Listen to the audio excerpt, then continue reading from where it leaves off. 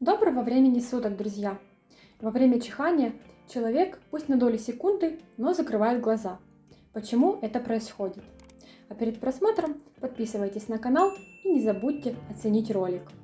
Оказывается, когда мы простужаемся, в пазухах носа появляется слизь, защитная реакция организма на собирающиеся там вредоносные микробы. Слизь действует на нервные окончания, сигнализируя организму, что необходимо освободить ноздри. Тогда и раздается мощное апчхи, и импульс воздуха выбрасывает из носовых проходов все ненужное.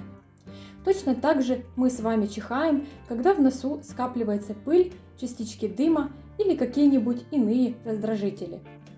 Ученые пока не выяснили истинную причину, почему при чихании человек закрывает глаза.